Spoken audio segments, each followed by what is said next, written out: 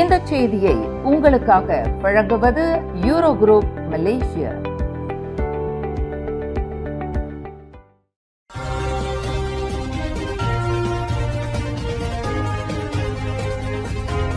வணக்கம். திசைகளின் 5 மணி செய்திகள். 2 குற்றவாளிகளை போலீசார் சுட்டுக் கொன்றனர். போலீசாருக்கும் சந்தேக பேர்வழிகளுக்கும் இடையில் நடந்த துப்பாக்கி சூட்டு சண்டையில் 2 குற்றவாளிகள் சுட்டு வீழ்த்தப்பட்டனர். இச்சம்பவம் இன்று காலை 8 மணி அளவில் கெடா ஜித்ரா வட்டாரத்தில் நிகழ்ந்தது. பண்டார் டாருல் அமான் அருகில் வடக்கு தெற்கு நெடுஞ்சாலையில் வெளியேறும் பகுதியில் நிகழ்ந்த இந்த சம்பவத்தில் 2 குற்றவாளிகள் சம்பவ இடத்திலேயே சுட்டுக் கொல்லப்பட்டதாக கெடா மாநில போலீஸ் தலைவர் டத்தோ ஃபிசோல் சாலே தெரிவித்தார்.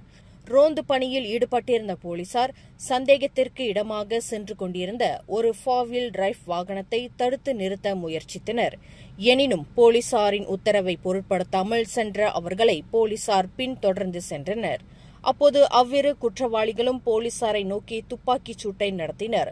போலீசார் பதிலடி தாக்குதலை நடத்திய போது 2 குற்றவாளிகளும் சம்பவ இடத்திலேயே சுட்டுக் கொல்லப்பட்டதாக டத்தோ ஃபிசோல் சாலே தெரிவித்தார். அந்த நபர்களின் வாகனத்தை சோதனையிட்ட போது ரிவால்வர் கைத்துப்பாக்கிகள், ஆட்டோமேட்டிக் கைத்துப்பாக்கி மற்றும் தோட்டாக்கள் கண்டுபிடிக்கப்பட்டதாக அவர் குறிப்பிட்டார். தவிர தங்களின் குற்ற செயல்களுக்கு அவர்கள் பயன்படுத்தியதாக நம்பப்படும் ஒரு பாராங்கும் மேலும் சில பொருட்களும் கைப்பற்றப்பட்டன என்று அலுஸ்டாரில் இன்று நடைபெற்ற செய்தியாளர்கள் கூட்டத்தில் டத்தோ ஃபிசோல் சாலே இதனை தெரிவித்தார். கடந்த 2020ஆம் ஆண்டிலிருந்து போதைப்பொருள் கடத்தல், குண்டர் கும்பல் ஈடுபாடு, தொழிற்சாலைகளில் நுழைந்து கொள்ளையடித்தல் முதலிய குற்றங்களை இவ்விருவரும் புரிந்துள்ளனர் என்பது பூர்வாங்க விசாரணையில் தெரிய வந்துள்ளது என்று டத்தோ ஃபிசோல் சாலே விளக்கினார். 2 நபர்களில் 41 வயதுடைய நபருக்கு 40 குற்றப்பதிவுகள் இருக்கும் வேளையில் மற்றொரு நபரின் அடையாளம் இன்னும் கண்டறியப்படவில்லை. இருவரின் சடலங்களும் அலுஸ்டார் சுல்தானா பஹியா மருத்துவமனைக்கு கொண்டு செல்லப்பட்டுள்ளதாக டத்தோ ஃபிசோல் சாலே தெரிவித்தார். பாரிசான் நேஷனல் இழந்த தொகுதிகளை வரும் 16வது பொதுத் தேர்தலில் பர்சத்து மற்றும் பாஸ் கட்சியிடமிருந்து மீண்டும் கைப்பற்றுவதற்கு உறுதி பூண்டுள்ளதாக அதன் தலைவர் டத்தோஸ்ரே ஹமட் ஜயிட் ஹமிடி தெரிவித்துள்ளார். இது தொடர்பாக பாரிசான் நேஷனல் விரிவான ஓர் ஆய்வை மேற்கொண்டுள்ளதாக அவர் குறிப்பிட்டார். அவ்விரு கட்சிகளிடமும் பாரிசான் நேஷனல் இழந்த தொகுதிகளில் எந்தெந்த தொகுதிகளை மீண்டும் கைப்பற்ற முடியும் என்று விரிவான ஆய்வு மேற்கொள்ளப்பட்டது. அந்த ஆய்வின்படி தனது தொகுதிகளை மீண்டும் கைப்பற்றுவதற்கான வாய்ப்பை பாரிசான் நேஷனல் கொண்டிருப்பது தெரியவந்துள்ளது என்று அம்னோ தலைவருமான ஹமட் ஜஹிட் தெரிவித்தார். ஜோஹோர் பத்துபஹட் பாரிட் ராஜா சமூக மண்டபத்தில் ஸ்ரீகாடெங் அம்னோ டிவிஷன் கூட்டத்தை இன்று அதிகாரப்பூர்வமாக தொடக்கி வைத்து உரையாற்றுகையில் அமட் ஜஹிட் இதனை குறிப்பிட்டார். தாமும் தமது மனைவியும் உறவு கொண்டது மற்றும் இதர பெண்களுடன் தாம் உறவு கொண்டிருந்த ஆபாச வீடியோ படங்களை மற்றவர்களுடன் பகிர்ந்து கொண்டதாக நம்பப்படும் பேச்சாளர் ஒருவரை போலீசார் கைது செய்துள்ளனர். அந்த பேச்சாளரின் 2வது மனைவி கடந்த ஜூன் 16ஆம் தேதி அளித்த போலீஸ் புகாரை தொடர்ந்து விசாரணை மேற்கொண்ட போலீசார் இறுதியில் அந்த நபரை கைது செய்துள்ளது என்று ஷாலா மாவட்ட போலீஸ் தலைவர் ஏசிபி முகமது இக்பால் இப்ராஹிம் தெரிவித்தார். கடந்த ஜூலை 1 தேதி கைது செய்யப்பட்ட அந்த பேச்சாளரின் 2 கைபேசிகளை போலீசார் கைப்பற்றியுள்ளனர். அந்த கைபேசியை சோதனையிட்டதில் அவரின் 2வது மனைவி செய்து கொண்ட போலீஸ் புகாரை போல அவற்றில் ஆபாச வீடியோ படங்கள் பதிவிறக்கம் செய்யப்பட்டிருந்தது கண்டுபிடிக்கப்பட்டதாக ஏசிபி முகமது இக்பால் குறிப்பிட்டார். கடந்த ஜூலை 1 தேதியிலிருந்து போலீஸ் தடுப்பு காவலில் வைக்கப்பட்டிருந்த அந்த நபர் இன்று சனிக்கிழமை போலீஸ் ஜாமீனில் விடுவிக்கப்பட்டுள்ளதாக அவர் மேலும் கூறினார். இவ்வாண்டில் ஜனவரி 1 தேதியிலிருந்து ஜூலை 3ஆம் தேதி வரை குடிநுழைவுத்துறை மேற்கொண்ட சோதனையில் சட்டவிரோத குடியேறிகளை வேலைக்கு அமர்த்திய குற்றத்திற்காக 1005 முதலாளிகள் கைது செய்யப்பட்டதாக அதன் தலைமை இயக்குநர் ஜக்கரியா ஷபான் தெரிவித்தார். கைது செய்யப்பட்ட முதலாளிகள் உணவகங்கள், தொழிற்சாலை, கடைகள் மற்றும் இதர வர்த்தக துறையைச் சேர்ந்தவர்கள் என்று அவர் விளக்கினார். எந்தவொரு அதிகாரப்பூர்வ ஆவணங்கள் அல்லது செல்லத்தக்க பெர்மிட் இன்றி அந்நிய நாட்டவர்களை வேலைக்கு அமர்த்திக் கொண்டது மற்றும் அவர்களுக்கு அடைக்கலம் தந்தது ஆகிய குற்றத்தின் பேரில் உள்ளூரைச் சேர்ந்த அந்த முதலாளிகள் கைது செய்யப்பட்டதாக ஜக்கரியா ஷபான் குறிப்பிட்டார். தனது மகனுடன் மோட்டார் சைக்கிளில் சென்று கொண்டிருந்த கிராப் ஓட்டுநரின் வாகனம் எதிரே வந்த 4-வீல் டிரைவ் வாகனத்துடன் எதிரும் புதிருமாக மோதியதில் தந்தையும் மகனும் உயிரிழந்தனர். அந்த மோட்டார் சைக்கிள் 4-வீல் டிரைவ் வாகனத்துடன் மோதிய பின்னர் தீப்பிடித்துக் கொண்டது.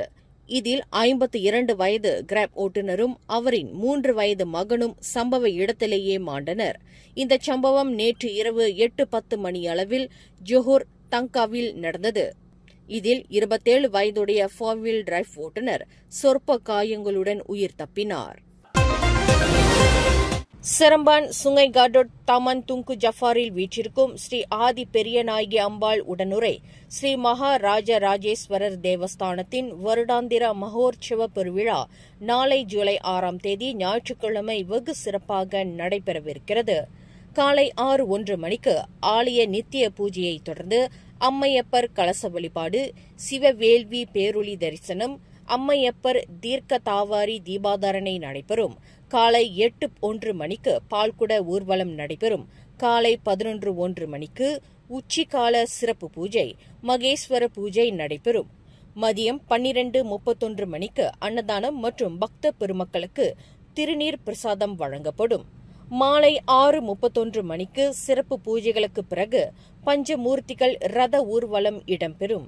தேவஸ்தானத்தின் இந்த வருடாந்திர மகோற்சவ பெருவிழாவில் அன்பர்கள் அடியார்கள் திரளாக கலந்து கொண்டு பால்குட நிகழ்விலும் பங்கேற்க வேண்டும் என்று உற்சவ விழாவிற்கு தலைமையேற்கவிருக்கும் திரு கைலாய பரம்பரை ஸ்ரீ கந்த பரம்பரை சூரியனார் கோயில் ஆதின ஸ்ரீ காரியம் வாமதேவ ஸ்ரீமத் சிவாகர தேசிக சுவாமிகள் கேட்டுக் கொண்டுள்ளார். வருகின்ற ஜூலை 6, 7, 2025 அன்று காலையிலே மிக சிறப்பு வாய்ந்த பால்குட பவனி விழாவும், அன்று மாலையிலே பஞ்சமூர்த்தியினுடைய புறப்பாடும், அதனைத் தொடர்ந்து 7/7/2025 அன்று காலையிலே பிக்ஷாண்டேஸ்வரர் உலகத்திற்கெல்லாம் படியளக்கக்கூடிய பெருமான் வீதி உலா எழுந்தருளி, அன்று மாலையிலே திருக்கல்யாண உற்சவத்தோடு மங்களம் தரக்கூடிய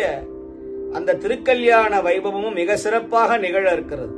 திருவண்ணாமலைக்கு நிகராக பல்வேறு சிறப்புகளை தாங்கிய நிலையில் மிக சக்தி வாய்ந்த பல அற்புதங்களை கொண்டுள்ள சித்தர்கள் வழிபட்ட ஸ்ரீ மகாராஜராஜேஸ்வரர் தேவஸ்தானத்தின் வருடாந்திர மகோற்சவ பெருவிழாவில் அனைவரும் கலந்து கொண்டு அருளாசியை பெற வேண்டும் என்று தேவஸ்தானம் சார்பில் சுவாமிகள் கேட்டுக் கொண்டுள்ளார். கார் ஒன்று வேக கட்டுப்பாட்டை இழந்து சாலையோரத்தில் இளநீர் கடையில் மோதி விபத்துக்குள்ளானதில் 3 காயமுற்றனர். இச்சம்பவம் இன்று சனிக்கிழமை காலை 11:35 மணியளவில் கொலக்கங்சார் ஜெர்லூன் அருகில் கொலக்கங்சார் மாவட்ட போலீஸ் நிலையத்திற்கு அருகில் நிகழ்ந்தது. புரோட்டோன் சாகா காரில் பயணித்த மூத்த தம்பதியரான 73 வயது நபரும் அவரின் 68 வயது மனைவியும் காயமுற்றனர். அந்த புரோட்டோன் சாகா கார் இளநீர் கடையை மட்டும் மோதவில்லை, எதிரே வந்த ஹோண்டா சிட்டி காரையும் மோதி தள்ளியதாக போலீசாரின் பூர்வாங்க விசாரணையில் தெரியவந்துள்ளது. இதில் ஹோண்டா சிட்டி கார் ஓட்டுநரும் காயமுற்றார். மேலும் செய்திகளை தெரிந்து கொள்ள கீழே இருக்கும் பெல் பட்டனை அழுத்துங்கள். உங்கள் மகிழ்ச்சியை வெளிப்படுத்த லைக் மற்றும் ஷேர் செய்யுங்கள். தொடர்ந்து திசைகளோடு இணைந்திருக்க சப்ஸ்கிரைப் செய்யுங்கள்.